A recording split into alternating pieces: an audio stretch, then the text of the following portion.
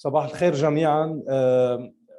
باسم معهد للسياسات العامة والشؤون الدولية برحب فيكم اليوم هون بالمعهد ببيتكم. I will switch to English very quickly. We're on behalf of the Institute. I'm very happy and very glad and very honored to welcome you to present actually the final findings of a study that has been underworked for a year now in collaboration with the Malala Fund, which I thank very thoroughly. Thank you very much, Rana. And in collaboration also with the Asfari Institute. Thank you, Lina Abou-Habib. She will both will follow me on this stage. Just quickly to say that this study which is entitled Setting an Inclusive Framework for Human Security and Social Justice within the IMF and the government Restructuring and Reform Plan. What do we mean by that is that any recovery plan, IMF or another plan, that would miss to promote educational justice as one of the pillars of social equalizer would jeopardize long-term development and long-term sustainability. We know that we badly need an IMF plan. I think everyone agrees that this is today unavoidable for this country, given the tremendous magnitude of the collapse. And we at IFI, for those who don't know, have just published a very extensive, very exhaustive paper done by our fellow Samir el Daher, who is here, developing, first of all, what is an IMF plan, why Lebanon needs an IMF plan, and what would happen if Lebanon doesn't go for the IMF plan. Having said that, and bearing this in mind, we as policy workers, we also know, as I said, that any plan that would miss to reintegrate the question of social justice, and within this question, the issue of gender equality and access to education, would be a mistake. This is why we were very happy to embark in this study, and thank you again, Rana, for having put us in this venture, and thank you for Lina Abou-Habib and the Asfari Institute for having partnered with IFI. What you will hear today, the debate that will follow, is in fact the presentation of the findings of this report, of this study that took a year with dialogue with many stakeholders. And we hope that this, in the presence of people like you, Dr. Daher, thank you for being here, with you, Minister Khalil, and with you, MP Sadiq, and other policymakers, you will take these findings as takeaways and keep this in mind while you will negotiate and discuss and adopt, hopefully, the IMF plan that, again, should bear in mind and put at the core of its finding the question of social justice and specifically gender access to education. I will stop here just to welcome you. I will now give the floor to Mrs. Rana from the Malala Fund, who very graciously and generously supported this study. And then the floor will be to Lina Abou-Habib from the Asfari Institute. Thank you and good work.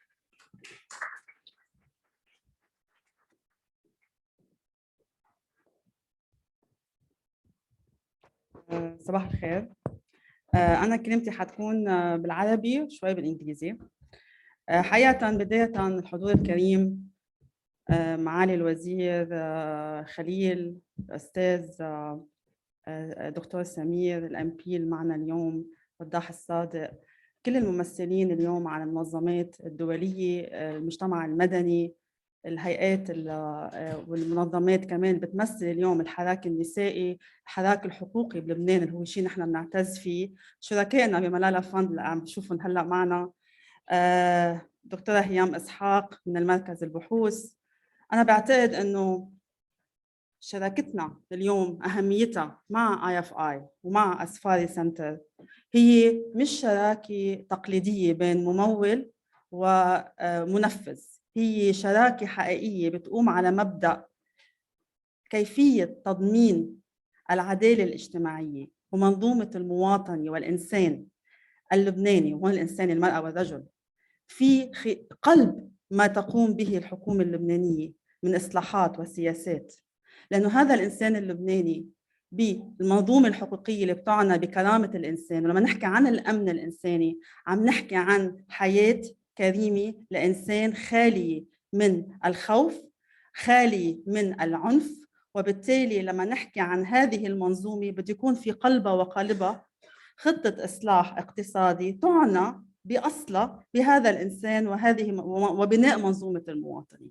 ولما نقول نحن كملالة فند كمنظمة تعنى بتعليم الفتيات 12 سنة من التعليم العادل والشامل والمنصف والنوعي، ونكرر على موضوع النوعي، فنحن عم نشتغل على الفتيات والفئات المهمشة. اليوم بلبنان هدفنا كان من سنة 2020 يعني ولليوم إنه نشتغل على الفئات المهمشة مش بس الفتيات، لأنه للأسف مع خضم الأزمة الاقتصادية اللي عم يعانيها لبنان أكثر من 82% من الساكنين، مش بس يعني عم بحكي اللبنانيين، يعيشون تحت خط الفقر في لبنان. وبالتالي بعتقد إنه ما فينا اليوم نحكي عن أي خطة إصلاح إذا ما اتفقنا جميعاً. واظن اهميه هذا المشروع مع اسفاري سنتر ومع الاي اف اي انه نحن ما عم نشتغل على فكره ريسيرش اللي هي الفكره اللي بتقوم على مبدا انه نحن we come with a couple of policy recommendations.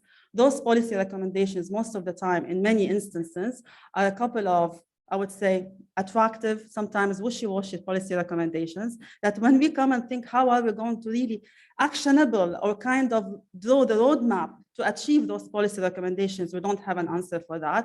I think the importance of this event and this project is that we are together as civil society organization, as academia, as decision makers, as activists, coming all together to think through policy recommendations based on the excellent policy piece and the research undertaken by Asfari Center that was more of like taking a stock of what has been achieved, but also at the same time, why did we really reach that level of, I would say, deep crisis, especially the education sector. اليوم بلبنان أنا واقفة على هاي المنصة وكلنا موجودين في 500,000 تلميذ قاعد بالبيت محروم من حقه بالتعليم لأنه المدارس الرسمية اليوم مغلقة بلبنان.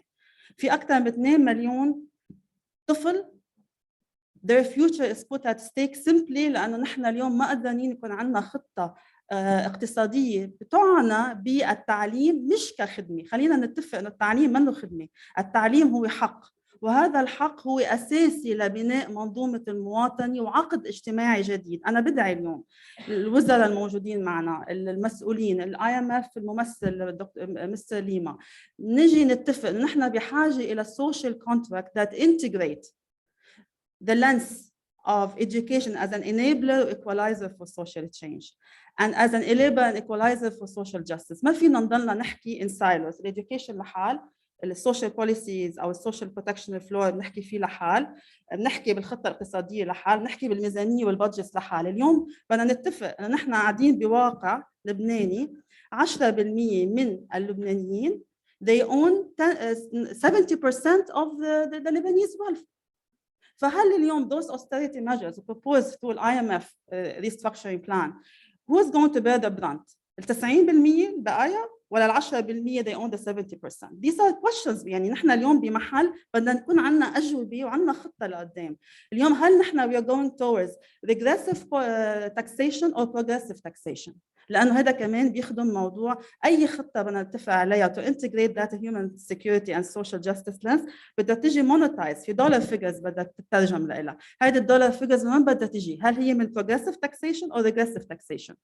فأنا نحن كمالالة فاند كل شغلنا كان عم يكون على education financing حسب كمان يعني كمان عم بحكي كثير من الأمم المتحدة المؤتمرات اللي صارت منها التست سامت اللي صار بنيويورك لاست سبتمبر إنه نحن بنطالب الحكومات واليوم بنطالب الحكومة اللبنانية إنه يكون في اتليست 2 ل 3% من GDP الدولة اللبنانية مخصص لميزانية التعليم. واليوم اللي حيقعدوا أسفاري سنتر الفايندينغز تاعت التقرير اللي هو يمكن ما حدا منا حيستغرب اللي حيسمعه، ولكن لما تيجي تجمعها كلها تقرير تحت قبة I would say أهمية هذا المشروع إنه الدراسة قامت فيها الAUB Asfari Center supported by Malala أو IFI. بس هذه القبة هي قبة تعنى بتمثل شو؟ بتمثل صرح تعليمي تربوي طالما نحن تغنينا فيه، بتمثل حيادية، بتمثل يعني بعتقد نحن كلبنانيين اليوم لما تيجي الاسفاري سنتر او الاي اف اي او الاي يو بي تقول لنا هيدي الفايندينجز، وهودي الفايندينجز منن owned by Asfari او IFI او Malala Fund but has been consulted by the wider public. ساعتها نحن بدنا نقول نحن what we are trying to do is building a nationally owned policy recommendations. We want to submit it to you, نناقشها مع بعض، نتوصل لفعلا action plan. أنا بحب وبتمنى إنه نقدر نحن كملالة فند قدرنا نخلق هالمساحة بالشراكة مع معهد أسفاري ومع IFI، ونقدر من خلالها نتوصل لعقد اجتماعي جديد يكون الإنسان بكرامته وحقوقه سنترال لهذا العقد الاجتماعي الجديد، ونطلع على الإديوكيشن أجين كحق وليس كخدمة. للأسف إذا انهار القطاع التعليمي وعم ينهار ما فينا نعمل ريميدي بلان، ما فينا نعمل ريكفري بلان، ما حدا بيقدر مليونين تلميذ بكابل اوف كاش اسيستنس بروجرام او ريميديال كلاسز ينقذهم بعد ما يكونوا تركوا المدرسه لسنه او سنتين او ثلاثه. انا بعتقد نحن كلنا متفقين على هذا الشيء. انا بتشكر لينا واسفاري على هالشراكه، وكمان جو واي اف اي ويارا، وبعتقد انه نحن اليوم I hope انه we were able to furnish هذا الفلور to reconcile human security into an integrated policy framework and an inclusive policy framework that really puts at the heart of any recovery plan the human security and social justice. Thank you very much.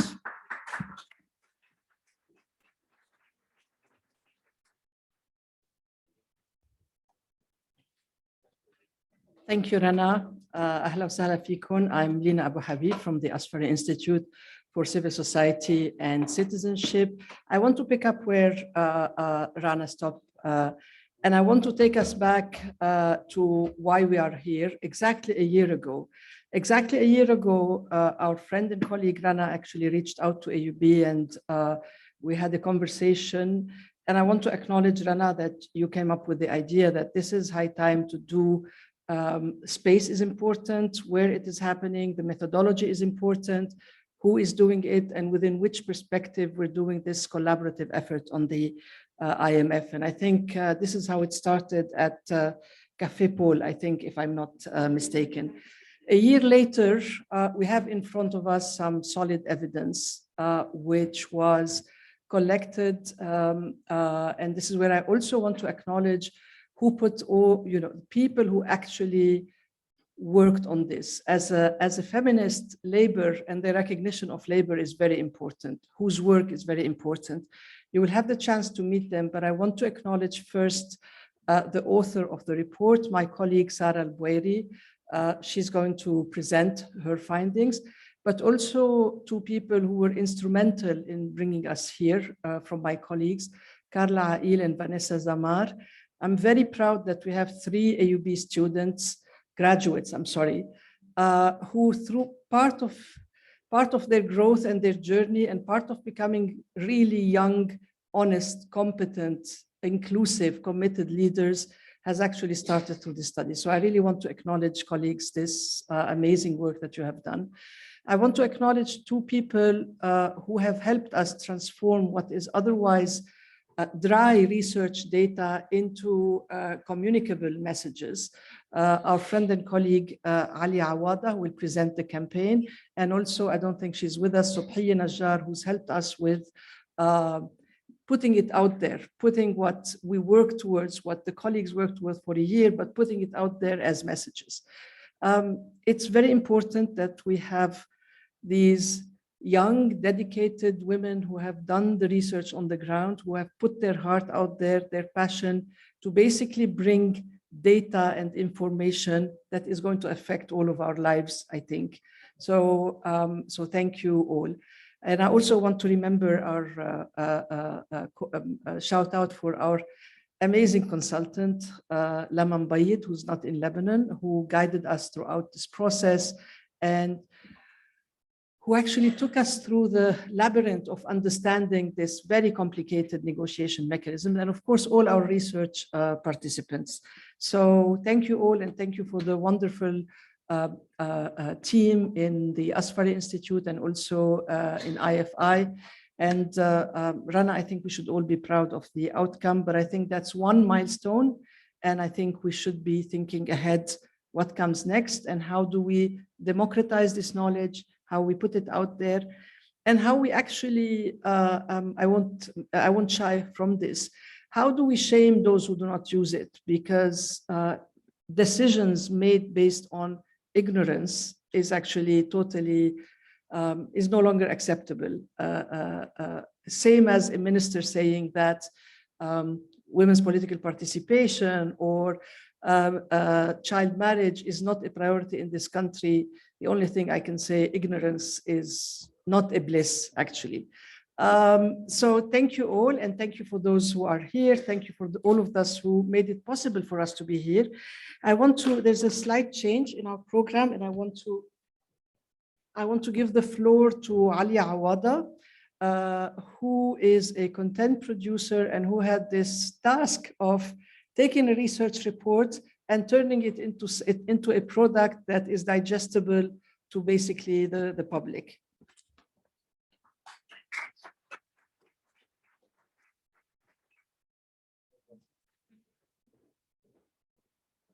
صباح الخير.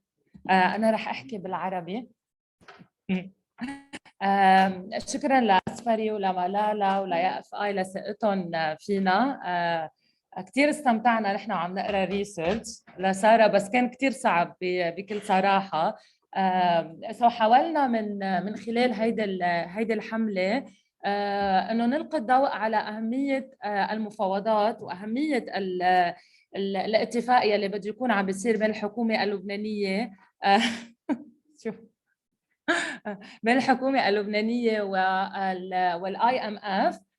طبعا الريبورت هو أكبر، بيحكي عن كتير aspects وكتير findings غير الeducation، ولكن طبعا بالسوشيال جاستس والعدالة الاجتماعية بشكل عام وكيفية حماية الفئات خصوصا المهمشة والأكثر فقرا بلبنان من بهذا الاتفاق. ولكن هناك صعوبة إنه لما نكون عم نحكي مع الرأي العام والببليك حول هذا الموضوع، هناك صعوبة إنه نكون عم نحكي عن الموضوع بشكل عام، بدنا ننقي منه أنجل وحدة أو زاوية وحدة لا تكون مثل إكزامبل عن هذا الموضوع. علشان هيك كان التركيز على الجيرلز education، her education أو growth أو بعلمها بنكبر.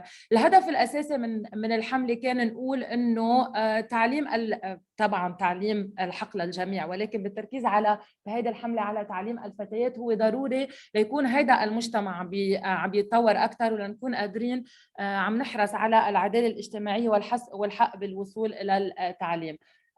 هلا للصراحة نحن حاطين الأوبجكتيفز تبع الخاصين بالحملة يلي أنا حكيتهم، فينا نقلط عنهم. رح نكون بس عم نعرض الفيديو الترويجي للحملة بسبب ضيق الوقت، وفيكم تكونوا عم تطلعوا على الحملة يلي نحن أطلقناها على صفحات أسفري بالتعاون مع IFI in collaboration.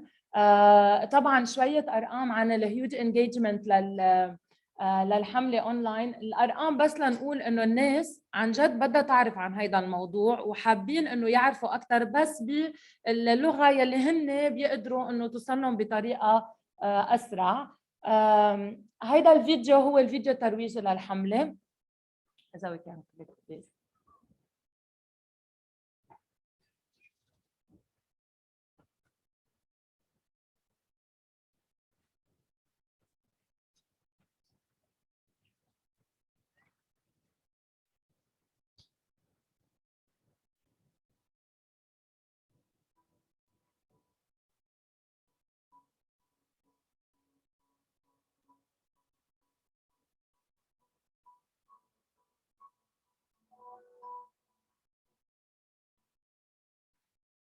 الفكرة الأساسية طبعاً إنه رح نضلنا عم ندور محلنا إذا استثنينا فئة كبيرة من الفتيات بلبنان من التعليم. أكيد كان في كتير منتجات على مواقع التواصل ومحتوى كان عم ينزل عم يلقي الضوء على 3 قصص أساسية: أرقام حول موضوع التعليم بلبنان، 2 البوليسي ريكومنديشن أو إذا بدكم يعني كل شيء كان عم بيطالب فيه الريبورت بهذا السياق، وكل شيء طلع على السوشيال ميديا كان بيز على الريبورت يلي عملوه أسفري. ومثل ما كنت عم بتقول لينا، إضافة إلى الشغل على السوشيال ميديا، كمان كان في العمل الإعلامي يلي قامت فيه صبحية نجار، واللي كان كمان بيلبوردز على الطرقات، وكان وضع الفيديو على كافة الوسائل الإعلامية اللي بلبنان ليقدر يوصل لأكبر عدد من الأشخاص.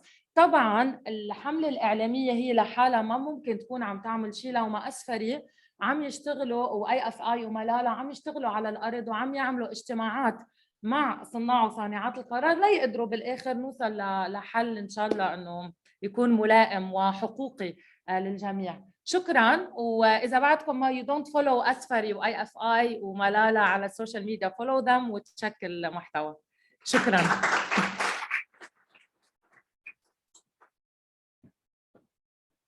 Shukran, Alia. I really want to emphasize the importance of the work that Alia and Subhiya have done to make these important messages accessible and to increase the outreach of the campaign, and therefore the impact of this research that has been going on for a year. So thank you both. Subhiya has joined us. Thank you so much, Subhiya. I want us to move to the presentation of the report, and I want to invite my colleague, Sarah Bouery, to the author of the report, to join us for this presentation.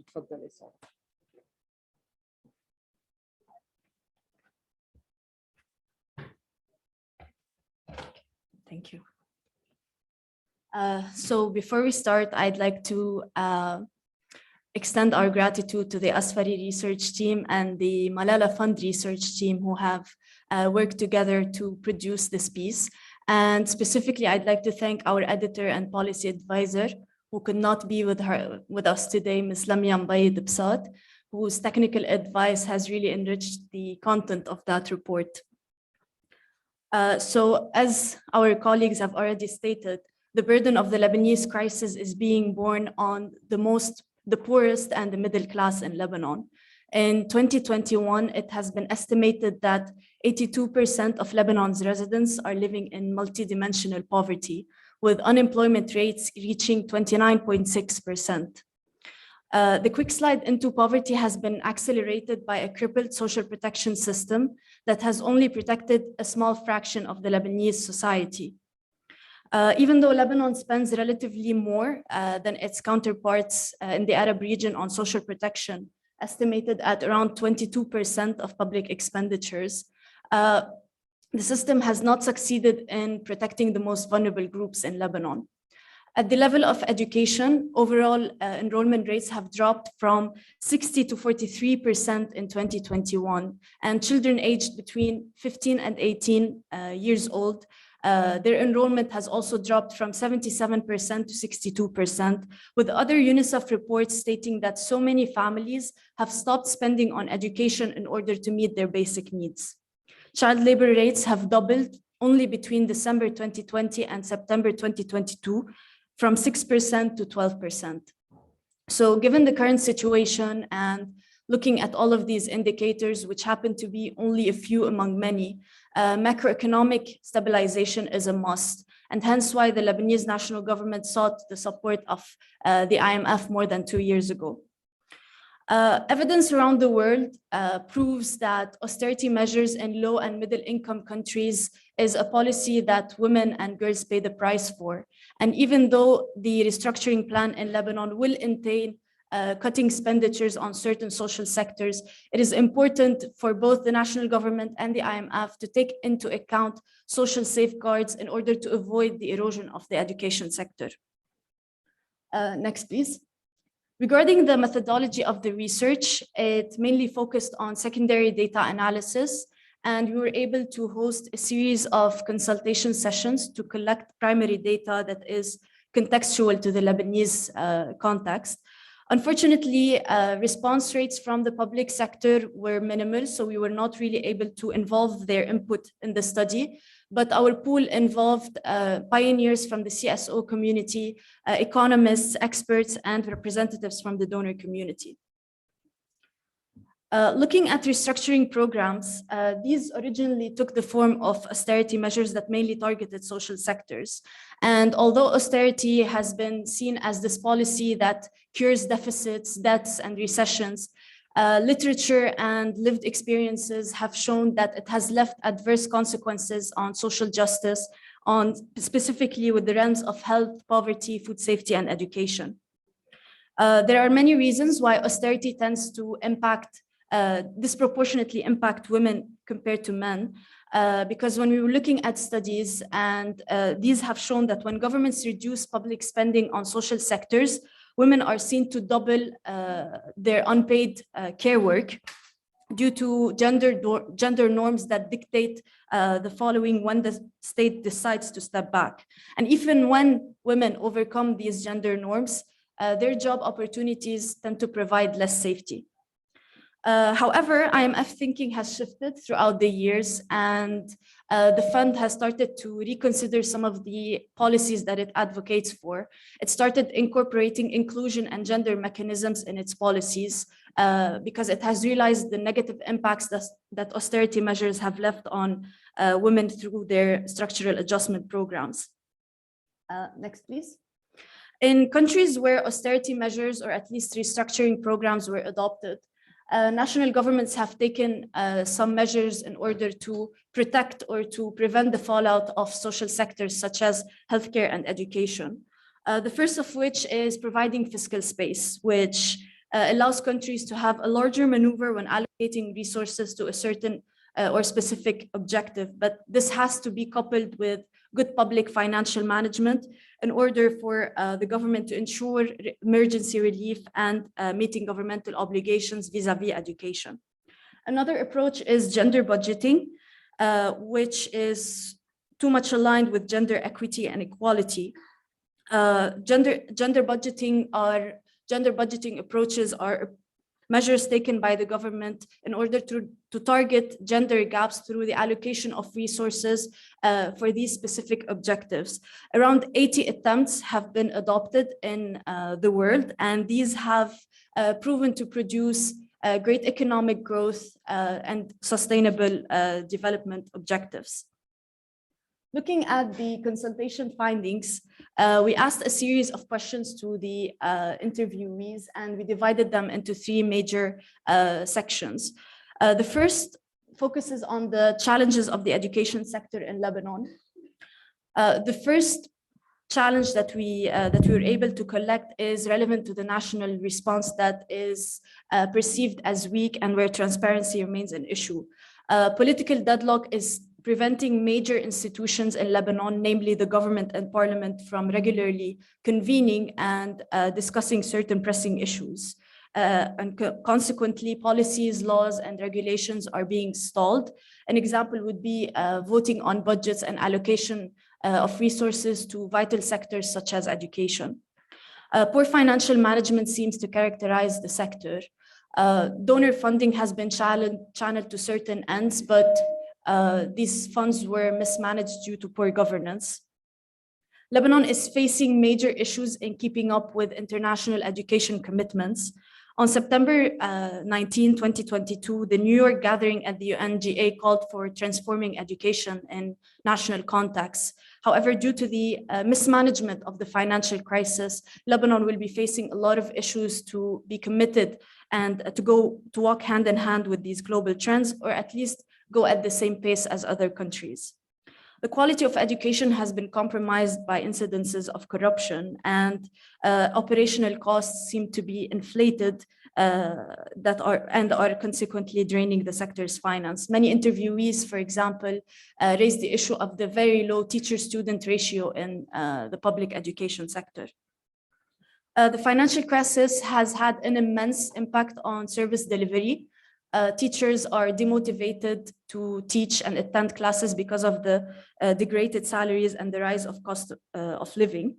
The outbreak of COVID-19 at a more grassroots level exclude marginalized communities from attending their classes for 2 consecutive years. Transportation cost is becoming a major impediment and is fueling dropouts for students. the crisis is severely impacting persons with special needs and disabilities, whereby they're not able to receive adequate services in healthcare and education. And finally, as relevant to the curriculum, which remains outdated and gender blind. We then proceeded by asking interviewees on the impacts of these challenges, but more specifically, what if Lebanon were to adopt an IMF restructuring plan that is not gender inclusive and does not take into account the education of the most vulnerable groups in Lebanon. And the first impact that we've received was the idea of the burden of the crisis falling on girls and vulnerable groups in specific. Even though in Lebanon, girls tend to outperform boys academically, these achievements tend to or are at risk of reversal as the country goes deeper into economic fallout. Gender-based violence and child marriage are known to increase when girls are not enrolled in school. The future of the education sector and the healthcare sector are in danger if the mass migration of healthcare frontliners and teachers continues to go on. And finally, if the sector were to adopt measures to decrease operational costs, and these were mergers of certain schools, merging all boys and all girls schools will create a new stream of dropouts for girls. Finally, as for the recommendations, which happen to be the essence of the research mission and the essence of this national dialogue, the first recommendation focuses on restructuring the overall public finances in Lebanon while ensuring social safeguards that has happened to be the main goal to achieve national social justice. The second recommendation would be with regards to reforms and prioritizing budgeting processes and practices to ensure long-term commitments to education and to start avoiding small wins here and there. Financing of the education sector has to be conditional to the restructuring of its financial management system. Otherwise, we would be just creating a new drain of public resources. Strengthening transparency and accountability frameworks to make sure that all funding is actually channeled to the targeted groups. Investing in infrastructure remains essential if mergers were to happen, but most importantly, to cater to the needs of the refugee community benefiting from public schooling in Lebanon. Revamping the curriculum is also a major recommendation, and universities need to start bridging the inequality gap and include SRHR modules in all levels, tailored to all levels of education. Finally, cooperation among the national government, the civil society, the donor community to enhance accountability, integrity, and transparency, and guarantee that these vulnerable communities are the primary beneficiaries of education programs. As for concluding thoughts, it is important to note that any recovery plan that fails to promote education as an equalizer and an enabler that is gender blind and not inclusive will hinder any path to social justice and human security. This report and this National Dialogue Forum invite all stakeholders to acknowledge the importance of education, the particular education of women and girls in all vulnerable groups, because their social mobility is integral to socioeconomic sustainable development. Thank you so much.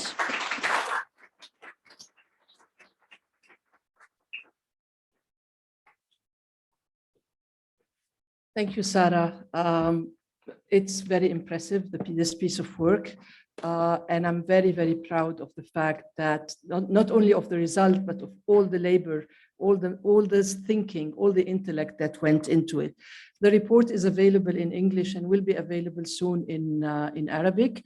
That would be, we will get back to you in due course as and when the final outputs are available. Discussing this report and discussing the findings and the implications is what's going to happen now with our short panel. I want to invite my colleague, Dr. Tanya Haddad. Oh, I'm sorry, I made a big mistake. Stay where you are, Tanya. Okay. I want to invite Dr. Samir el Daher, the economic advisor to the Prime Minister. Dr. Daher, please join us for your keynote speech.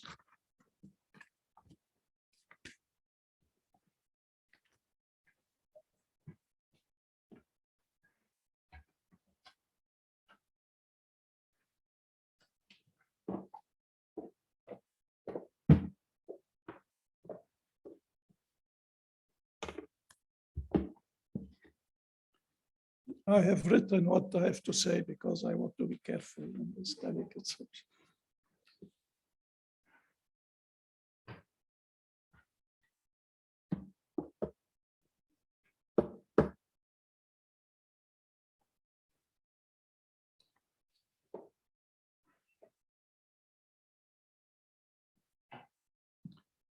So I want to thank you for inviting me to this national policy dialogue for two reasons. First, because it gave me the opportunity to learn more about this issue, the issue of education and gender, on which my knowledge is surely wanting. And because of the authors and sponsoring institutions' willingness in line with proper scholarly and research ethics to hear all views, including those of the now much maligned government authorities. First, I will talk of the IMF and Lebanon. I would leave the talk about the IMF specifically to Mr. Lima, their representative, but to talk about the relation and the association between the IMF and Lebanon. And I want to stress that there is a government of Lebanon recovery and reform plan that was then discussed and agreed with the IMF. We certainly considered the views, advice, and guiding policy principle of an institution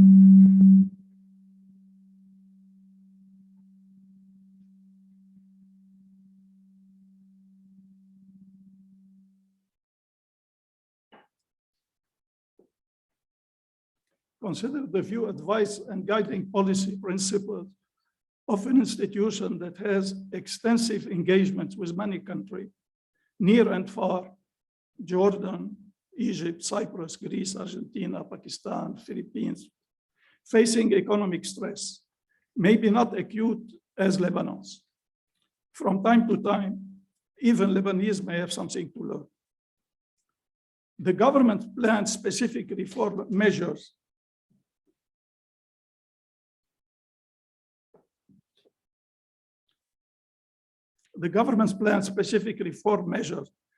agreed with the IMF in the so-called staff level agreement are recorded in a matrix, both in terms of actions and dates, under 28 structural benchmarks. These relate to governance, public sector reform, fiscal reform, monetary policy reform, and the workings of the central bank, and last but not least, banking sector restructuring. These actions are to be initiated over an 18-month period and completed over 48 months. Disbursement under the promised $3 billion financial assistance package will be tied to implementation of the agreed measures, which would be reviewed and monitored by the IMF on a quarterly basis. To dispel any concern, I will mention that an IMF program is not a UN Security Council resolution under Chapter 7. It's not an imposition on the country, but the outcome of a member country's request. Lebanon, in fact, in case of Lebanon, this is the second request that we made to the IMF. A cooperative of 190 countries, it's a hospital for intractable economic, financial, and monetary ills.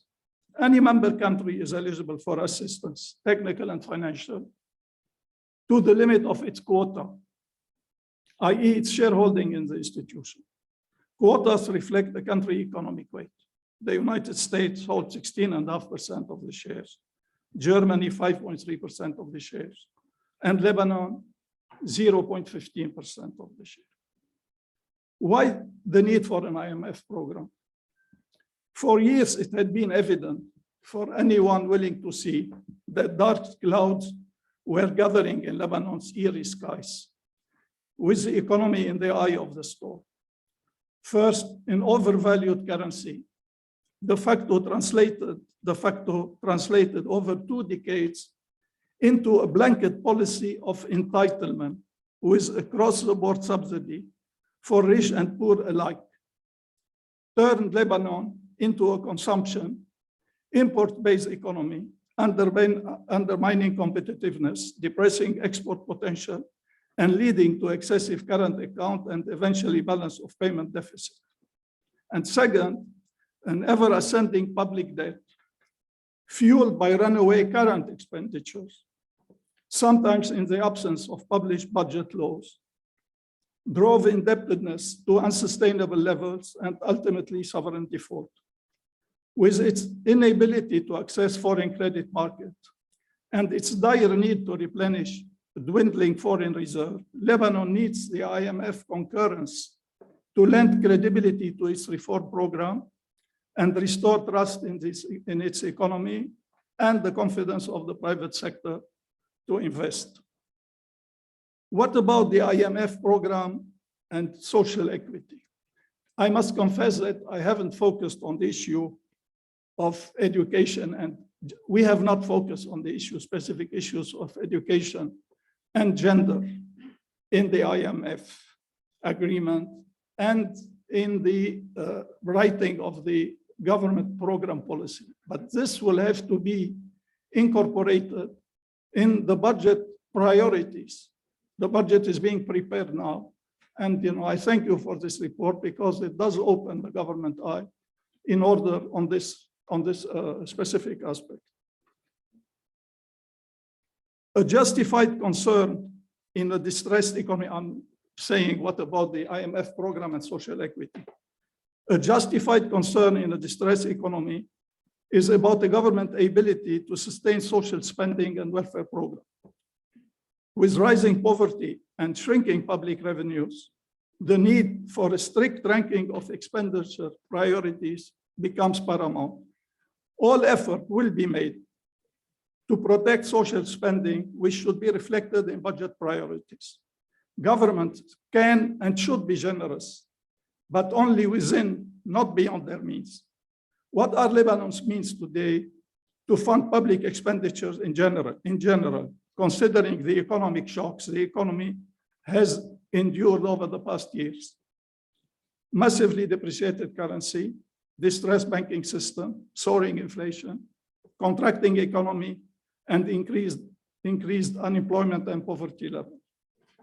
To assess the extent of dislocation, and some of us are not really aware of the magnitude of the distress, consider the year 2017, 5 years back, when the size of the economy, GDP, stood at $53 billion, and public expenditure at $17 billion. $17 billion was 30% of GDP. In 2022, last year, although we don't have the final figures here, GDP fell to $22 billion. That is a 60% contraction that would be seen only in wartime economies. Budget expenditure fell from 17 billion to 2.2 billion. This is 10% of GDP. Government revenues, these are the expenditure on the revenue since we have a deficit. Government revenues at 8% of GDP. That's a sharp decline from the pre-crisis level of 20%, which already was even too low in terms of comparison to other countries, to good international practice. The average in the OECD countries is 33%. So a level of government revenue, such level of government revenue, cannot even cover the public payroll. And you see the tragedy of the public sector employees today. And fund social transfer, inevitable in a distressed environment.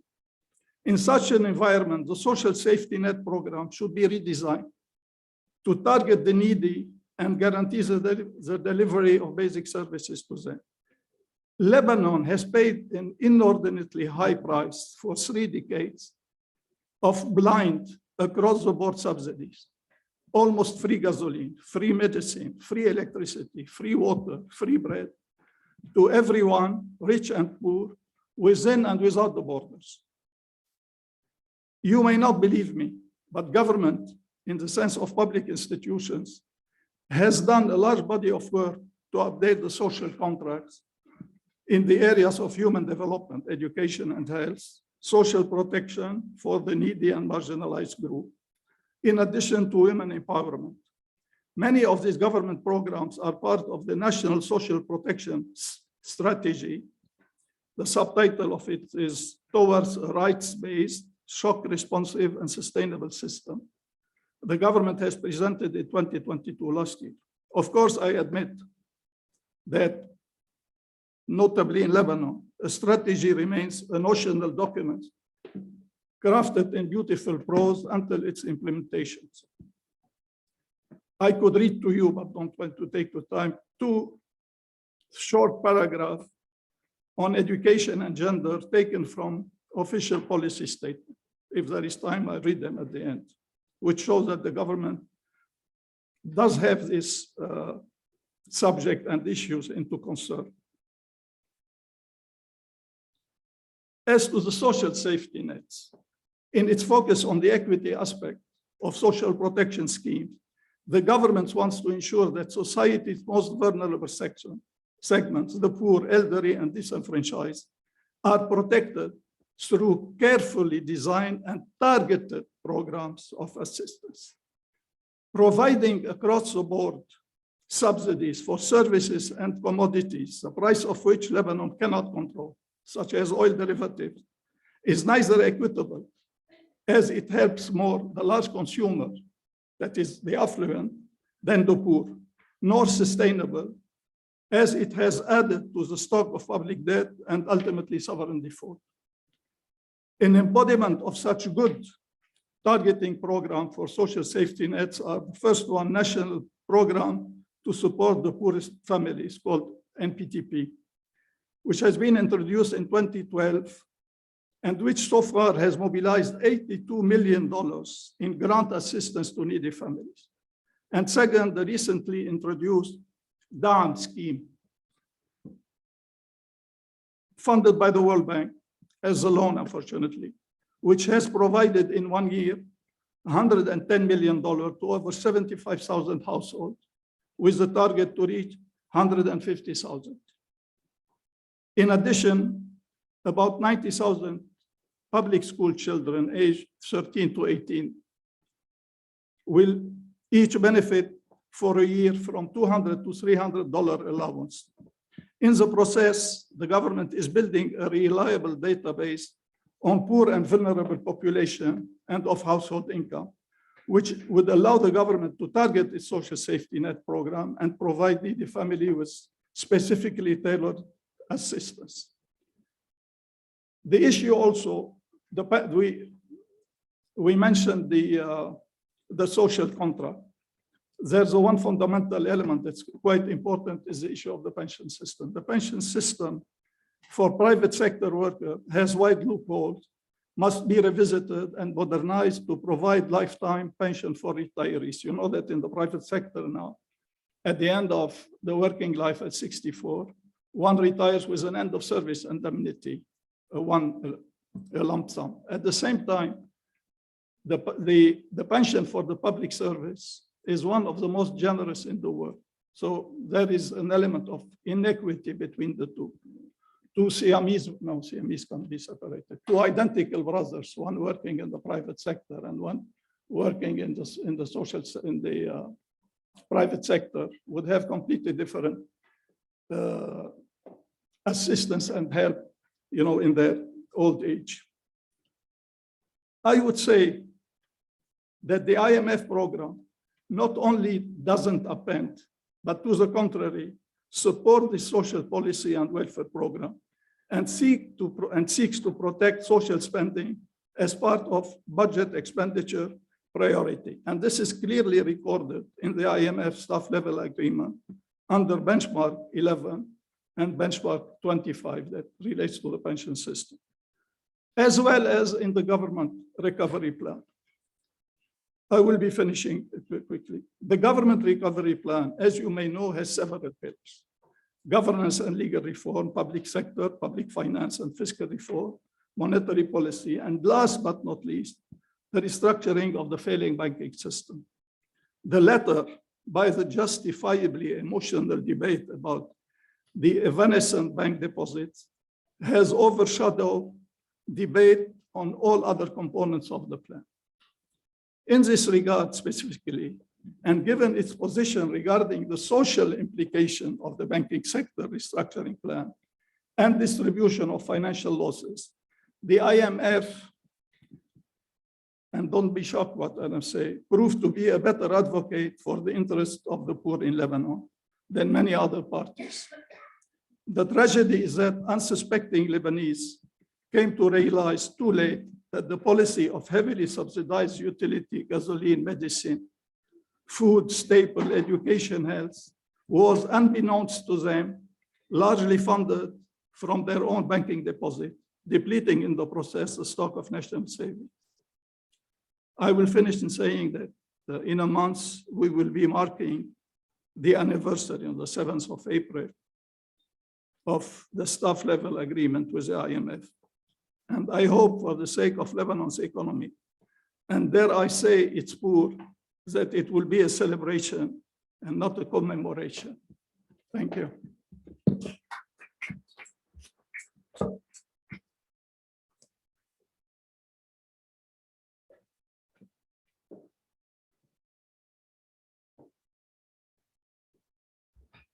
Thank you, Dr. Daher.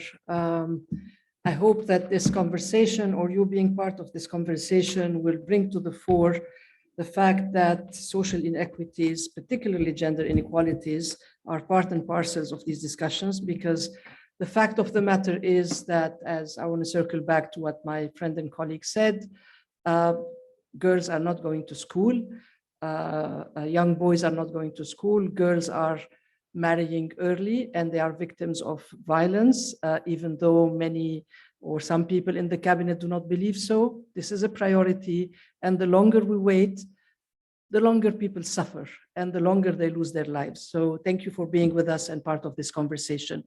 With your permission, I want to move forward to the discussion with very distinguished experts with us, to discuss the findings of the reports, the recommendation, and moving forward. We will skip the coffee break, but we would like to stay with us right after the conversation and stay with us for our lunch break. I would like to invite Dr. Tanya Haddad.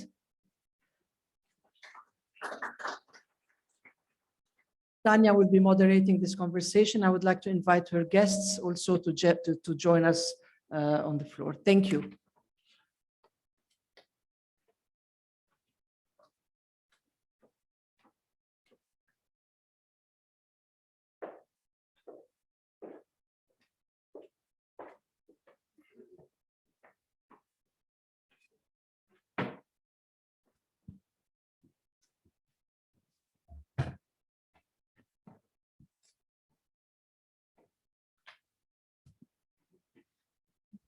Thank you, Lina. Thank you, everyone. It's a real pleasure to be here to be discussing this very important report. With me today, I have three panelists. I will start with Dr. Saum Abou-Jawde. Dr. Saum Abou-Jawde graduated from the University of Cincinnati, USA in 1988 with a doctorate in science education. Between 1988 and 1993, he was an assistant professor at Syracuse University, USA. In 1993, he joined the American University of Beirut, where he served as director of the Science and Math Education Center, chair of the Department of Education, and director of the Center of Teaching and Learning, associate dean of the Faculty of Arts and Science, and interim dean. Abou-Jawde has published in the Journal of Research in Science Teaching, Science Education, International Journal of Science Education, Journal of Science Teacher Education, The Science Teacher, among others. In addition, he has written chapters and edited books in English and Arabic. Abou-Jawde served as associate editor of GRST and serves on the editorial boards of several science education journals. Abou-Jawde received the Excellence in the Field of Education, Takrim Award in 2010, Kuwait Prize for Contribution to Education in the Arab World 2017, and the NARST Distinguished Contribution to Science Education through Research Award in 2020. Thank you, Dr. Abou-Jawde, for being with us. We also have with us Mr. Federico Lima. Mr. Federico Lima is the IMF resident representative in Lebanon. Prior to his appointment, he held positions in the African and Fiscal Affairs departments of the IMF, working on several emerging markets and developing economies. A national of Portugal, Mr. Dima holds a PhD in economics from the University of Cambridge and a BA in law from the University of Coimbra. We also have, thank you for being with us. We also have with us Professor Issam. Professor Issam is a Lebanese academic and researcher who has dedicated her career to the advancement of education and research in Lebanon. She is currently the president of the Center of Research and Development, CERD. She earned multiple degrees at various Lebanese universities, which culminated in a doctorate in educational sciences. After completing her studies, Ishaq began her academic career as a lecturer and quickly rose through the ranks, earning tenure and becoming a full professor. Throughout her academic career, Ishaq has been a prolific researcher, authoring numerous books, articles, and publications on a variety of topics. As president of the Center of Research and Development, Ishaq has played a key role in supporting research and innovation in Lebanon. Thank you for being with us. Actually, the discussion is going to be around the reports and the finding of the report, and I'm going to be starting with Dr. Bouery. Dr. Bouery, the current pandemic and the economic crisis has forced many families to prioritize basic needs over education. And we saw it also today that throughout the report, there are many challenges that education is facing, the educational sector is facing, forcing the girls and boys out of the schools.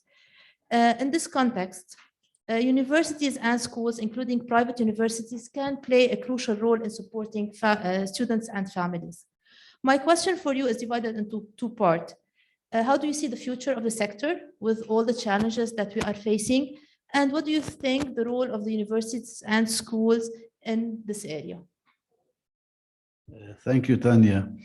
I think we have to be very optimistic because if the education sector does not improve, then Lebanon, I think this is one of its major contributions in the region, actually. So if it is not, what's happening now is a disaster. It's much more than the pandemic. You know, the data that says that we have still around 500,000 students who are not in schools, 2 million students also are missing. And we should not forget the loss of education that happens during the pandemic that has not been made up. So I think I want to be very optimistic because if the efforts are put by everybody, then I think hopefully we'll be better than before the pandemic, because even though we say education was excellent before the pandemic, it wasn't. Because international examinations show that Lebanon was really deteriorating in terms of education, and then inequality was increasing even before the pandemic. Therefore, I think we have to rethink what we're doing. For what's the role of a university? I think, and I always say that we need to start by reforming the education system of universities, not of schools. Because the focus in many reform attempts is K-12. I think the education system at the level of the universities has to be changed because we prepare citizens, we prepare teachers, we prepare medical doctors, we prepare engineers. You know, if they're not prepared well, if they're not first prepared as citizens, then I think it will not be, we're not preparing them correctly. You know, we don't want to prepare technicians. We want to prepare citizens who are committed to the improvement of the system. And this is why maybe there should be a rethinking of the curricula of universities to ensure that those people who graduate, whether they're teachers, whether they're any other profession, have the commitment to really commit to serve the country and their community. Of course, you know, one of the major roles of the university is what we did today, which is research. But research also translated to policy. But what is missing is research, policy, then practice. You know, stopping at the policy, I think yesterday we were in a meeting preparing for a project with other institutions. We started counting the number of reports on education that have been produced in the past probably only 10 years. for reform that were supported by the World Bank, supported by USAID, supported the European community. They're all reports with implications and recommendations, and they're in the drawers. You know, I was involved in a project that really trained science, math, and English teachers. And then everything that was done is now somewhere in the drawers of the Ministry of Education. So we need, I think, universities like AUB have to maybe be more active in really promoting the application of what has been done, so that, you know, their effect are felt. So, you know, I was thinking about what they call the university. They call the university the Ivory Tower. And I think the Ivory Tower, I looked it up. In Arabic, it's a state of privilege, seclusion, or separation from the facts and practicalities of the real world, the Ivory Tower of academia. Now, if the university wants to stay as an ivory tower, then I think this is the disaster. I think the university should open the doors, should interact with everybody. And one of the major things I think that the university can do is prepare excellent teachers, because all research says that the best way to improve any education system is to work with the teachers. You know, the inputs, the resources are only very minor, but what is important is how do you prepare better. Even you have an excellent curriculum, but you don't have the properly prepared teachers, I don't think that this will happen. And all the research in the world says that the teacher plays the central role. Thank you. Thank you, Dr. Boujaudi, and thank you for stressing on the idea of we're building citizenship, or we're preparing those students to become good citizens. And this is where we should start, as well as bridging the gap between academia and what's happening on the ground. So we're not anymore in our ivory tower. And I want to circle back to this, and my question is for Mr. Lima. Over the time, the IMF's approach to advising on structural adjustment program has undergone a significant shift in relation to social sectors, primarily due to the negative impact experienced by the most vulnerable groups. Based on your opinion, on your expertise, what specific changes have occurred in the IMF's thinking with regard to social sectors, and how have these changes influenced the organization's recommendation for structural adjustment programs going forward? Thank you, Dr. Haddad. Let me just start by thanking you and our hosts for the invitation. I'm very happy to participate and represent the IMF in this event, and also congratulate you for a very, I think, excellent and timely report that we very much enjoyed reading and learned from. Going directly to your question, the IMF's approach to gender issues has indeed evolved, as the report and the presentation noted. In fact, our board endorsed last year an initiative to mainstream gender in the IMF's work. And mainstreaming gender is essentially, the way we understand it, is recognizing upfront the contribution of gender equality to economic growth and its centrality in driving economic growth, even more so in countries like Lebanon, where they're, despite being a leader in many aspects of gender equality, there are still many challenges, and in particular in the gender gaps in labor force participation, for example, among other things. But also, in addition to that, recognizing the importance of considering gendered impacts of the policy advice that we give. So this is important for the IMF. It's not part of the way we approach both surveillance, which is the part of our work where we do these checkups of countries every year, but also program work, which is also relevant to Lebanon. To maybe be specific about your question, and in the case of Lebanon, it is true, and I think Dr. Daher put it very eloquently, that the situation where Lebanon is now is a situation of, because of the economic crisis and the collapse of government revenues, a situation of very deep fiscal austerity. And that has implications for society as a whole, and it disproportionately affects women.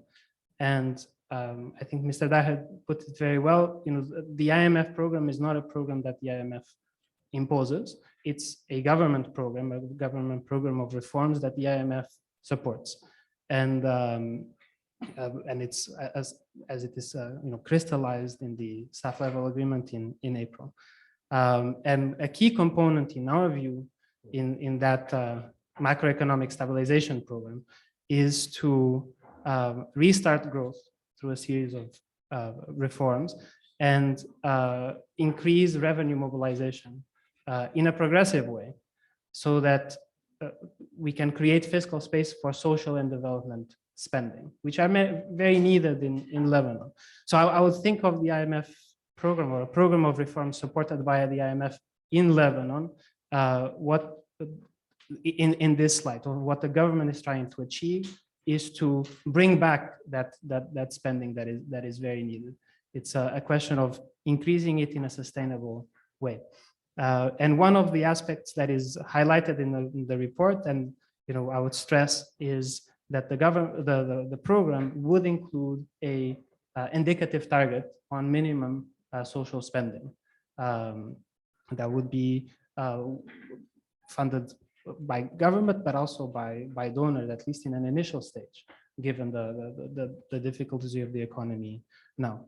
I think another point that the report touches, and that we are very keen to see as part of a broader reform of public financial management, are the points that you noted on improving program budgeting and introducing gender budgeting, because that is going to help us understand how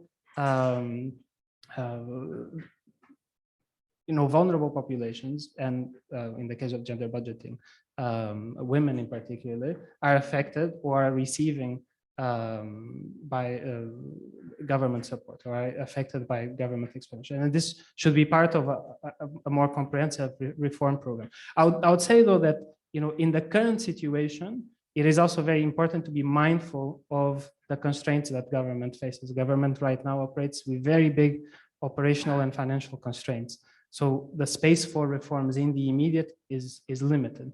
So we need to think about it as a sequence of steps that need to be taken, which take us to a program of reforms that will take place over 4 years. And in the case of education, just to touch on this last point, I think I was very struck by the facts that the report cites, right? Lebanon has, or used to have, at least very high inputs into education, and you at least relatively to the region, and you can see it in the very low student to teacher ratio, but the outcomes were not completely aligned with those inputs, right? Because then you go and see how Lebanon performs against peer countries on student test scores and outcomes, and they are lower on average, and there's a lot of disparity, right? So there's a long tail of students that are being left behind. And that also takes me to another part of the reform strategy that is being proposed, which all these reforms on fiscal governance and public financial management to improve the effectiveness of spending. It's not just about creating the fiscal envelope again, but making sure that we are spending it better. Thank you very much. Thank you. And, to continue with the discussion, Mrs. So first of all, based on what is happening and the educational system and all the challenges that the educational system is facing, first of all, we want to ask about your impression about the action plan that was presented by the report in the beginning. How do you feel about it? What do you think about it? Hello, everyone. Allow me to speak in Arabic because I'm president of a public institution, so I will be speaking in Arabic. أول شيء أنا كتير سعيدة إنه موجودة معكم اليوم تناقش بأمور كتير بتهمني بالشخصي كأستاذة، وبمسؤوليتي الجديدة يلي هي رئاسة المركز التربوي للبحوث والإنماء، يلي هو جزء من وزارة التربية، من العقل المفكر والقلب النابض لوزارة التربية، وبمواضيع كتير هي من المانديت تبع المركز وتبع الوزارة. واسمحوا لي أول شيء بالشخصي هيك بناء على تجربة أقول إنه نحن إذا بدنا نحقق المساواة بالتعليم بدنا نكون عم ندعم القطاع الرسمي والمدرسة الرسمية وأساتذة التعليم الرسمي، لأنه هن موجودة عندهم الشريحة الأضعف، وهي إذا بدنا نحكي نحن عن مساواة وعن تعليم نوعي عادل بدنا نروح على التعليم الرسمي من خلال دكتور أبو جودة عم بفكر إنه لازم يكون عم في تجديد بالمناهج بالجامعات. نحن من وقت ما وصلنا عن مسؤوليتنا يلي هي 6 شهور 7 أشهر اشتغلنا بجد أطلقنا إطار وطني بالسراي الكبير بدعم من دولة الرئيس ومن معالي وزير التربية. أطلقنا إطار وطني تنكفي بمرحلة هلأ بناء عدد من السياسات التربوية وبعدها تننتقل على المواد.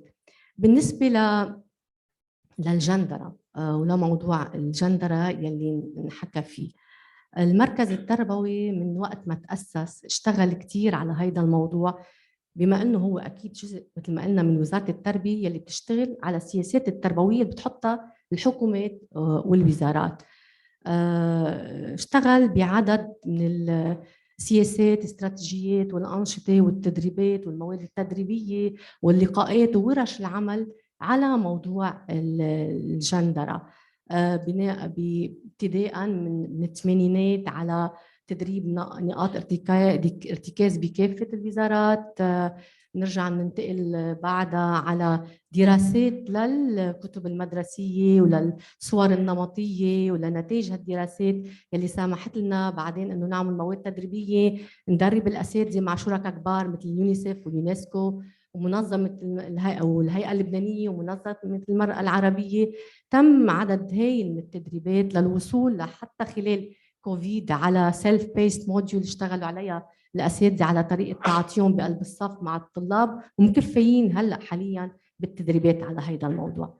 بالنسبه لنا ومن وراء الاحصائيات الموجوده عندنا بالمركز التربوي والنشره الاحصائيه الموجوده عندنا، نحن حقيقه في عندنا بالتعليم الاساسي وبالتعليم الثانوي وبالتعليم الجامعي مناصفه اذا بدنا نقول بين الإناث والذكور، وحتى بالتعليم الجامعي وبالجامعة اللبنانية 70% من الطلاب هن إناث والبقية هن ذكور، بينما بالتعليم الخاص يمكن في نسبة أكبر للذكور على الإناث. وهيدا بعتقدنا نحن كباحثين فرضيات تسأل عن النظرة الاجتماعية للأهل يلي بعد بيفكروا إنه ممكن نحن نكون عم نستثمر أكثر بالذكور وندفع عليهم بالخاص أكثر ما بالإناث يلي بدها تتعلم بالرسمي، أو حتى لأنه الصبايا يعني أثبتوا من خلال عدد من السنين إنه معدلاتهم حتى بالتعليم الرسمي وبالشهادات وبالجامعات هن حقيقة أعلى بكتير، دونك هن عندهم انديورانس أكثر تيقدروا يروحوا على الجامعة الرسمية. مشان هيك أنا بقول المشكلة هي مش بتواجدهم بالمدارس الرسمية أو الخاصة ولا حتى بالتشريعات، لأن الإلزامية التعليم موجودة، بس بالتطبيقات وبالفكر الاجتماعي الموجود عندنا يلي أوقات بيحضر على الفتيات إنه يتواجدوا أو بيفكر بالزواج المبكر أو غيره. شكرا. Thank you very much. بدي كفي the same topic. أنتو as CERD, what do you think is your action plan? And a few, sorry. Yes, yes. صحة.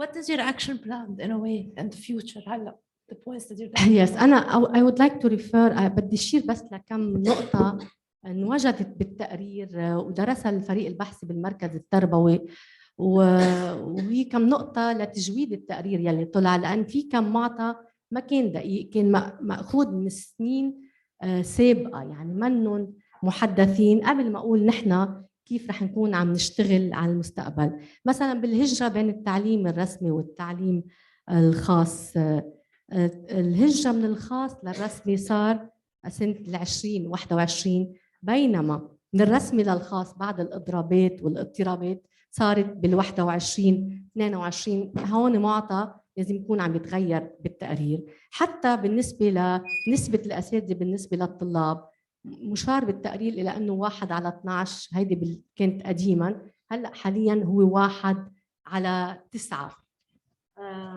بالنسبة للصحة الإنجابية المركز التربوي اشتغل على منهاج كامل للصحة الإنجابية، بس أكيد وأطلقته، كنت وقتها وزيرة التربية الأستاذة بهية الحريري أطلقته، وقعته، بس ناطرين أكيد لتجديد المناهج ككل اللي هلأ عم نشتغل عليها حتى نمشي. نحن بندعي ملالة لأنه هيدا موضوع أنا كثير بيهمني بالشخصي. الصحة الإنجابية والتربية الجنسية موضوع التاز الدكتوراه تبعه، لأنه نكون عم نشتغل، لأن في كتير اتجاهات بالعالم على الشغل على هيدا الموضوع. حتى بالنسبة للبيزا تيست لما بنقول إنه نحن طلابنا عم بياخذوا معدلات واطية، أكيد لأن في 20% من الكونتنت يلي بالبيزا منه موجود بمناهجنا. هيدي الشغله اللي لازم تكون عم تتغير. بالإضافة لهيك البلدان كلها بتعمل تدريبات كثيفة على البيزا تيست وعلى طريقه الاجابه للبيزا تيست حتى تاخذ سكورات عاليه. هيدا نحن كنا عم نعمله السنه، وللاسف انه التعليم الرسمي هلا وقفوا، ناطرين انه يرجع حتى نعمل البيزا تيست تبعولنا. بالنسبه للمشاريع القادمه، كثير نحن هلا عم نجرب من خلال السياسات انه يكون في عنا 10 سياسات مرافقه للاطار الوطني للمناهج، من ضمنها هي سياسه التعليم الغير نظامي. وفي كثير اشخاص او مؤسسات عم تجي لعنا هلا على المركز التربوي بدها تشتغل على الاشخاص يلي عملوا دروب اوت من سكولز وصاروا بالتعليم الغير نظامي. ندعيهم كلهم تنكون عم نشتغل بطريقه ممنهجه او بطريقه عن جد تربويه، يجوا لعنا يشوفوا السياسات اللي عم تنعمل، ياخذوا الفاليديشن حتى اذا بده يشتغل نوصل برؤيه موحده لانه نرد كل هالطلاب اللي عم دروب اوت على المدارس. عدا عن هيك انا بقول انه خلينا كلنا نكون ايد وحده في منهج عم ينشغل بالمركز التربوي بدعم من البنك الدولي، ونحن فرصه بالنسبه لنا ما بدنا نكون عم نتركها تروح من بين ايدينا، بدعم من دوله الرئيس مئاتي، بدعم من معالي وزير التربيه عباس الحلبي. خلينا نكون كلنا ايد وحده ونفكر بايجابيه بالموضوع حتى نوصل للحق والمساواة بالتعليم للجميع، وحتى ما بقى يكون عندنا في دروب اوت. شكرا. Thank you very much. Dr. Bouhouiri, and I want to also listen to your expertise and expert opinion about the recommendation that Sarah presented about the report, and how do you see also the future of the educational sector? You know, I think even though as Dr. Ishaq said, the percentages of females and males in universities are almost the same, and the females are much higher than in some places. I think they're not playing the role that they're not prepared to play the role they should play. It's really the cultural influences are still very high in that, you know, they're not allowed to be who they want to be and how they want to work. And when I say we want to prepare citizens at the university level, we want to prepare those females as well as males to be able to do what needs to be done in terms of equality, in terms of gender. You know, there is a lot of misconceptions about the role of women and the role around, and even, you know, there is the project here that's the MEPI project, the MEPI gender project. I was involved in reading the report, the students' essays about the. I think if I may say, there are three things I think that are very clear. One is that we still have stereotypical thinking amongst men when they come into the university. Even the second thing is that there are stereotypical roles by females at the university level when they come into the university. And then the other thing is that I think the interesting thing is that when they take at least one course that's gender based, you find the change in their perception, the change in what they want to do in males and females. Probably they need a little bit more, but this is when I say we need to think about curricula at the university level. I think this is where I think, we need to focus on those issues. In addition to poverty and, we don't want to be a place where we're preparing students who are all well-to-do, because we want them to go work with all over the place. And the other thing is, I think the community service. When I say the university is an ivory tower, it's because I think our students don't know what's going on in the world. They do not know what roles women and men are playing. They do not know what problems women face in their work, in their life, in whatever. This is when you change the curriculum itself at the university level. There is a need for it to change, to prepare them to be able to be aware, not only aware, but to be able to be active in doing something about it rather than talking about it. What I don't like about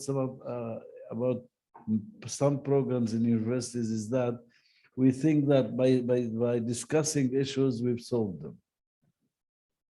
I think this is not enough. That's why the extension into community service and work with and volunteerism, the area that you work in those areas, is extremely important for everybody at the university level.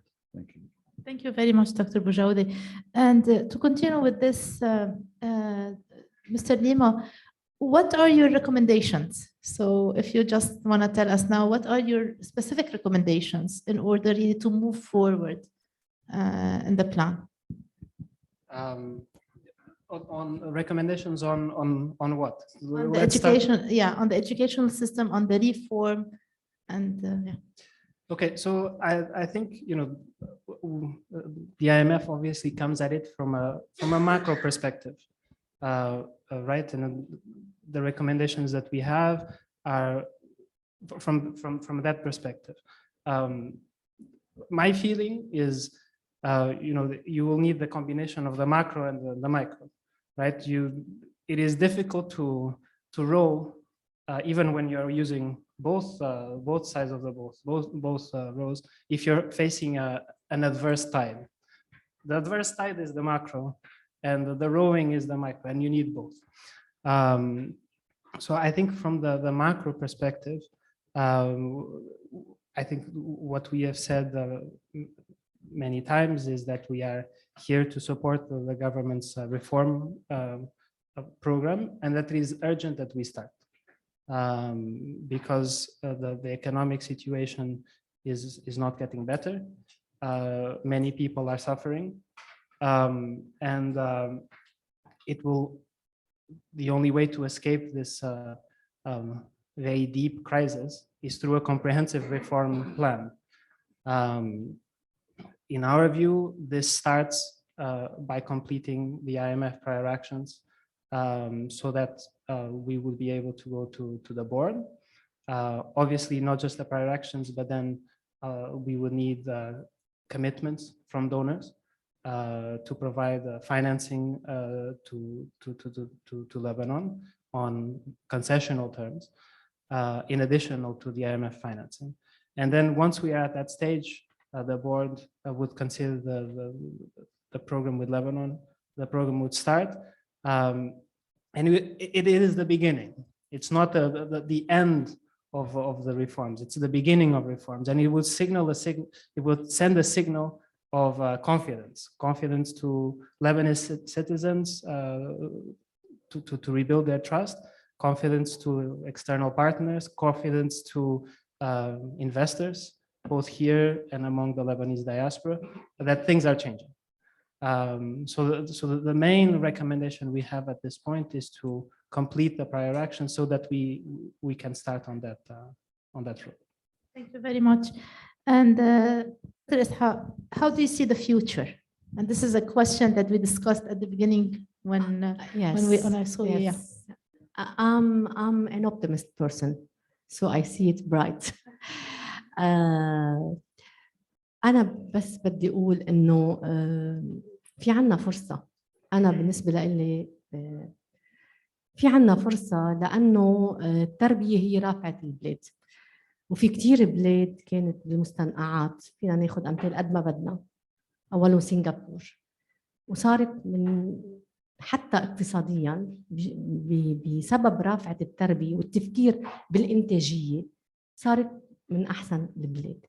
بقى نحن في عنا أمل، ولأنه أنا بالنسبة لي بمحيط الضيق مطرح ما عم بشتغل عم نجرب قد ما فينا أنا والفريق نخلق الأمل من خلال مناهج مطورة ممكن توصلنا لكل ما بده يكون في المواطن المستقبل وقدرته الاندماجية بالقرن ال21 وما بعد. بقى أنا بشوف إنه المستقبل حلو، وما فينا غير ما نقول هيك، لأنه إذا فكرنا بطريقة سلبية ما بنقدر نكفي.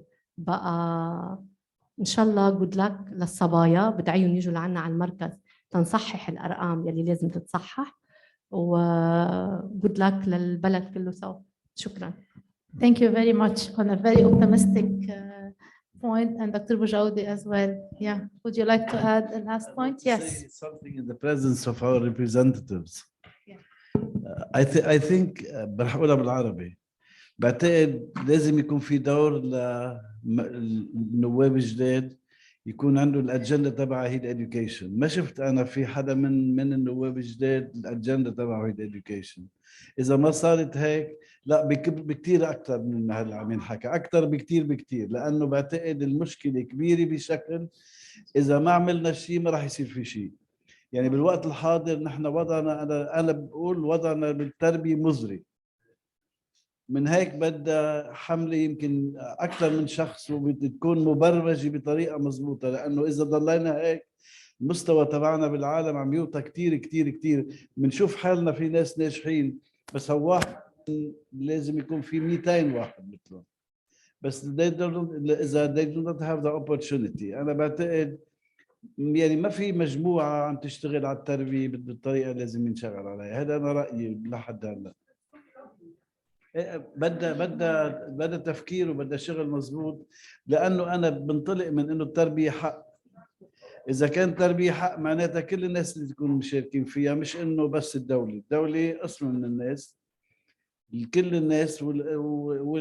واللوبينج هو الاساس بالموضوع، بس اللوبينج اللي مبني على دراسات وعلى في كثير دراسات.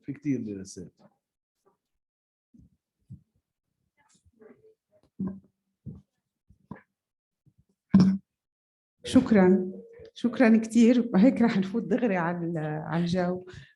رح بلش من لما حضرتك انت من اللي حضرتك قلته، وبعدين بعطي كم ملاحظه مش دايركتلي ريليتد للي حضرتك قلته. طبعا احنا على قد ما بنقدر عم نشتغل. يعني انا رح احكي عن يلي انا عم بعمله بمجلس النواب. نحن عملنا كم جلسه الحقيقه مع الوزاره، وحتى قبل مع مجلس البحوث كان في قبلكم حدا، لحتى قبل الازمه لحتى نطور. هلا اذا بدنا نحكي من البعد الجندري للموضوع، بلبنان ما كان في جاب فجوه بالموضوع التربيه مثل ما حضرتك تفضلتي، بس الفجوه اللي موجوده هي حقيقه بالاختصاصات اللي بتروح عليها الفتيات والسيدات، لانه مرتبطه بالعامل الثقافي والدور الاجتماعي والمنظور، وكمان ما كثير مزروعه بالعقليه فكره انه اهميه تكون مساهمه بالاقتصاد او اتجاه نحو تكوين رأس مال. الرأس مال بلبنان ذكوري مثل بكثير بالبلاد من العالم، مشان هيك هيدا بينعكس كمان على دورنا بالسياسه.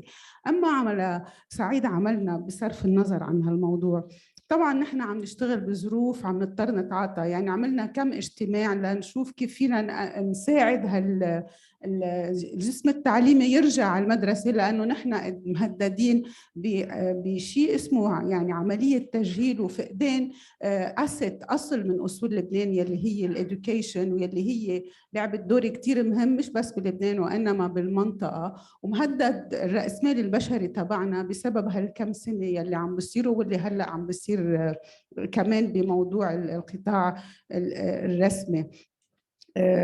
بالشيء اللي ذكرته دكتورة هيام بموضوع الأطفال البنات والصبيان يلي عم يضطروا دروب أوت يتسروا بالمدرسة، نحن عم نشتغل وهلأ في اقتراح قانون رح يتقدم موضوع التعليم غير النظامي، ونحن بنعرف قديش هيدا بشكل تحديات وأزمة. في شيء اسمه accelerated vocational training، يعني التدريب المهني المعجل لهالشباب والصبايا، وهالأطفال هن حقيقة قاصرين عم بيكونوا أوقات 15 16 17 لحتى ما يكونوا عرضة للاستغلال من يلي بدهم يشغلون، إنه يتدربوا تحت نظر الدولة، وينعمل شهادات ويتنظم كمان عقد عمل ينظم الحقوق والواجبات لهم. نعم على الحالتين. وفي شيء الفورماسيون التيرنانس يلي هي تدريب متلازم مهني، وهيدا لحتى ويكون مرتبط بسوق العمل مباشرة، وهيدا بعتقد بحل مشكل هلا وبحل مشكل للمستقبل القريب والمتوسط، خاصة إذا نحن رايحين على موضوع النفط والغاز يلي نحن حاطين بالقوانين تبعنا إنه 80% بدهم يكونوا لبنانيين ولبنانيات. بقى هيدا بعتقد هلا هيدا اللي لازم immediately نشتغل عليه. في اقتراحين انا رح اقدمه الحقيقه جمعة الجاي بهالخصوص، بس عندنا مشكله حقيقه كثير بنعمل قوانين، المشكله بانه وين بدها تتنفذ. اوقات يعني الوزارات في مراسيم، كان عندنا ازمه حليب اطفال عم نعالجها، القانون 47 2008 ليه ما في مراسيم؟ كل واحد بيرمي، ولازم اعترف كمان انه ما كان في مساءله كافيه بهذا الموضوع من قبل مجلس النواب للحكومات المتعاقبه والوزراء المتعاقبين. هلا بدي ارجع بس اقول كلمه، لانه الموضوع هو سوشيال جاستس. العداله الاجتماعيه هي الحقيقه قرار واراده سياسيه تو ستارت ويز، وبعدين هلا في الكل يقولوا بلبنان كتير شاطرين بالحكي، بس القرار والإرادة السياسية لازم تصير، لأنه بالخطاب كلهم مع العدالة الاجتماعية ومع حقوق البشر، بس الإرادة السياسية والقرار السياسي لازم يصير على مستوى the how، كيف، لأنه بس نروح على الكيف بتبلش كل العقد اللبنانية بتظهر وبتشوف. ونحن بالقرن ال21 ما عندنا مقاربة للحقوق أو للكيف مقاربة حقوقية، بتطلع كل النزاعات المناطقية والطائفية والمزايا. خير التنمية في إلها انديكيتورز، إذا هالمنطقة الانديكيتورز تبعها هون وهالمنطقة الانديكيتورز تبعها هون تبع التربية أو تبع النمو أو التنمية. للأسف بلبنان بنحكي عن نمو ما بنحكي عن تنمية، يعني نحكي عن أرقام ما بنحكي عن البشر. فإذا الانديكيتورز هون بدك تعطي هاي لتصير حد هاي، ما فينا نعالجها بهيدي الطرق. فبعتقد هيدي من الملاحظات يلي بتقولون بما يخص دورنا كدولة يعني أو كمسؤولين بهذا المحل. طبعا موضوع الفتيات وتعليمهم كتير مهم وكتير مرتبط هلأ بموضوع المشاركة السياسية، لأن المشاركة السياسية مشاركة بصنع القرار، ولازم الكل يكونوا متنورين وليس فقط السيدات. Thank you very much. Dr. Doueihi. Thank you for Issam Ferris Institute and for Asfari Institute as well for organizing this very important, timely event. Actually, I'm going to say two things very quickly. One of your questions, Dr. Haddad, to Mr. Lima was very spot on in the sense that, yes, there is a change in the IMF attitude when it comes to the adjustment plans, the SAP, the famous SAP. In the 80s, early 90s, they were considered super neoliberal, deregulation, privatization, shrinking the public sector, and so on and so forth. And we have seen with data and the way the IMF has been intervening in many countries, that the safety net, that the social justice, social security is now on the agenda. And this is something that is, to my sense, this is very, very important, especially for our country here in Lebanon, because obviously we're going through, what's the word for it? A catastrophic, chaotic times. And as a member of parliament, we have tried the last few months is actually to try to make sense at the economic level when it comes to capital control, banking secrecy laws, pushing for a comprehensive economic recovery plan. Obviously, this is not a secret as well. Who's in charge of this country today that's shown the resistance to that. This is where we are today. My question to you, Mr. Lima, is the government of Lebanon has signed in April 2022 a staff level agreement with the IMF. We have not seen anything yet. Plus the state assets issue sort of has been used by many political parties in this country to actually, for this topic to remain in the gray area sort of, and what is the IMF positioning on that? So I would like to know, first of all, the staff level agreement from the IMF side, where do you stand? And second, where do you see things going at the economic level? And Dr. Abou-Habib بجاوبك آخر شيء.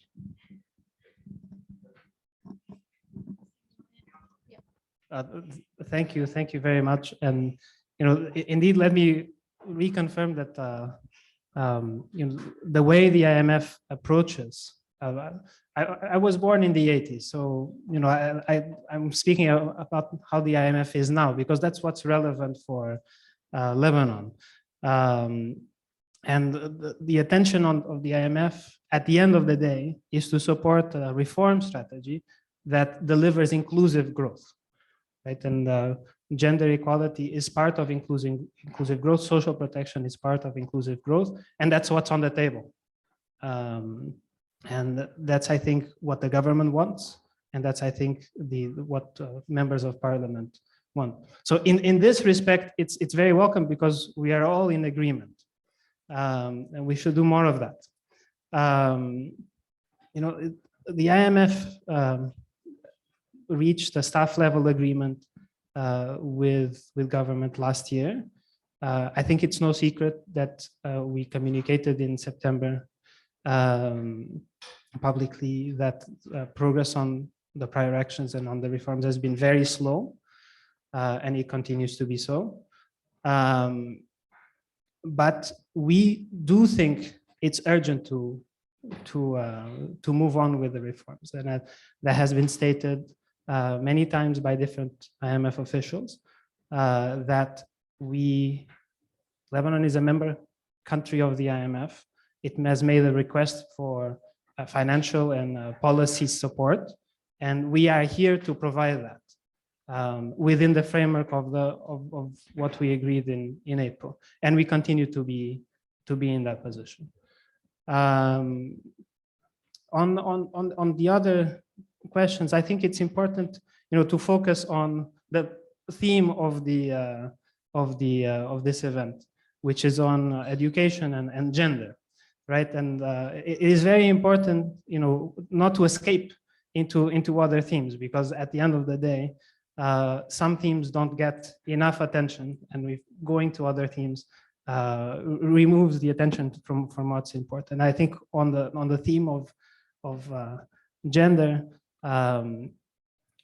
we think it's very important, and I want to re-stress that the report does make many analysis, and I think important analysis about the impact of cutting down on social spending, on education spending, and the disproportionate impact that has on women, either on girls and on women, often that are employed by the state.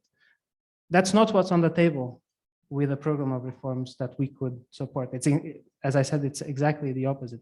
Is to think, how do we restart growth? How do we increase revenue, government revenue in a progressive way, so that we can increase government spending and improve the way it's spent to restart critical government services. So that's, if anything, is going to have a disproportionate positive impact on gender equality in Lebanon. Thank you. Thank you. Dr. Ahia. Yes. Sorry. This is part of the IMF collaboration. Thank you. You are supporting us. Last remark بس أنا دكتور عناية، نحن بندعيكم إذا كان في قوانين جديدة للتعليم الغير نظامي وكل شيء خاصه بالتربية، إنه هلأ في ورشة عمل كبيرة بالمركز التربوي، وهلأ الوقت يلي نحن عن جد بدنا نعمل implementation لكل هالقوانين بقلب الورشة. تاني ريمارك بدي أعملها أنا هي عملية يلي عم بيقولوا دكتور سوما باتجاه الصبايا بالجامعات. نحن لازم يمكن كمان نروح على سوق العمل تنعرف ليش الصبايا بتتوجه على اختصاصات معينة بالجامعات، لأنه بدراسة كنا عم نعملها لمنظمة المرأة العربية لاحظنا نحن إنه الصبايا بذات البوزيشن هن والشباب بمهنة معينة بذات الكواليفيكيشن بياخدوا 3 مرات أقل من الشاب. دونك أنا هون بدي أرجع لورا تشوف ليش هن ما عم بيلاقوا حالهم بهيدا المجال، لأنه يمكن هن ما عم بيندفع لهم حقهم سوري يعني، أو إنه بهيدا المجال مشان هيك بيقولوا أنا بدي أروح على اختصاصات تانية. هيدي كمان لازم نفكر فيها كباحثين. شكرا. Thank you very much. I think thank you very much for all the panelists. Yeah. Last question. Yes, Dr. Ainaya. Yeah. Mr. Lima, thank you. I was wondering how feasible and realistic is it to talk about gender-sensitive budgeting in the context, the way our budgeting is being done now, which is not a program-oriented budget. Is it possible to do gender-sensitive budgeting, the way the Lebanese budget is being structured? I think that's a technical question. Yes. I think I would start by saying that it is difficult. And it's difficult starting from at a very basic level, from the operational, very concrete constraints, financial constraints, staffing constraints, IT equipment constraints, yes, that the government and especially the Ministry of Finance, but all the line ministries face. And to the extent that it involves an improvement in the systems, at a point where government is very focused on day-to-day operational questions and struggling to meet those, improvements in systems become very difficult. But shouldn't it be part of the reform and restructuring program to change the way the budgeting is being done in Lebanon? How can we go about all these reform programs that has to do with development, with gender equity, with everything, yes, if we don't go to a new way of budgeting? That I fully agree. It needs definitely to be a target, yes, that we work towards. So it might not be something that we can do on day 0 or on day 1, but it's something that we need to think about. How do we get there in 6 months or in a year or 18 months? And we start taking steps now. And in this sense, as I said in the beginning, the IMF program is not something the IMF imposes, but it's something the IMF supports. And I was very happy to hear Mr. Daher say how in the current budget discussion, these kinds of reports and this report specifically can be taken into account. So I would leave the last word to government. Actually, Dr. Daher, you have a question?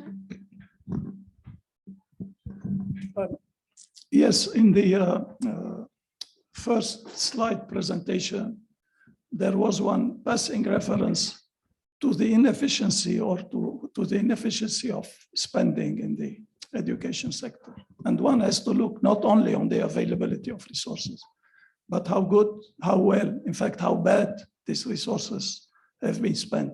If you go back 20 years and you look at the budget, 40% of budget expenditure were the cost of employees, the cost of government. 40% was debt service. 10 to 12% was a subsidy to the electricity company to keep us in darkness. And less than 8%, therefore, was for capital expenditure and so on. I want to give two examples on how efficient spending can be in the thing. I want to talk about the end of service indemnity in the public sector and in the private sector. Lebanon can easily provide lifetime monthly payment to the private sector because it's such a useful nation in the Arab world. The weight of use is extremely high, useful nation. Who pays for the retiree? It's the one who is in the active service. In Japan today, there is one active worker, 1.25 active worker for a retiree.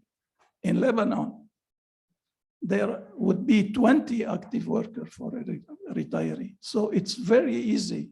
It's extremely easy to give lifetime pension to the public sector employee with minimal contribution between the things. So, this is a missed opportunity. It's the wrong policies that we have been doing. We keep talking in Lebanon about corruption, but there are wrong policies that have destroyed the economy. The fact to have pegged the Lebanese pound to the dollar for 22 years, this is extremely wrong policy. I don't know if there was no corruption in it.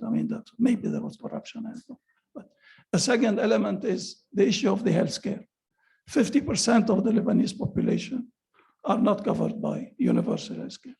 We did the studies. This is prior to the crisis, with an additional cost of 1.5% of GDP a year. We can give universal health coverage. Compare the 1.5% of GDP per year to subsidies of 3 to 4% each year to the electricity duty bonds. It's an issue of the right policies, really. It's not only the financial constraint. It is the right policies that have to be done in the interest of the Lebanese people. Thank you. Thank you. Thank you, Dr. Daher. Actually, we don't have any time anymore. So I would like to thank Dr. Boujaoudi, Mr. Lima, and Dr. Issam for joining us on the panel. Thank you very much, everyone. Thank you. Thank you to our panelists, and thank you, Dr. Tanya, Dr. Haddad, for this. I'm sorry for those of you who had questions, but I know that also Dr. Sauma has a prior engagement. So thank you all. Just want to end by saying, I don't think we're still debating whether or not there is corruption. I think this is well established with facts and figures. But I think what we're talking about is recognizing and admitting that we live in a very corrupt space, and so that we start doing something about it. Thank you all. Dr. Boujaoudi said, discussing the problem doesn't mean we have solved it. So this is really one of our first steps. So basically towards what we're presenting as a collective solution to what is happening, given how fast the degradation is going. Thank you all for being with us. Please join us for lunch. Hopefully you have a little bit of time. Thank you again for all our panelists and for everybody who took the floor. And thank you so much for our colleagues from IFI and the Malala Fund. Thank you, folks.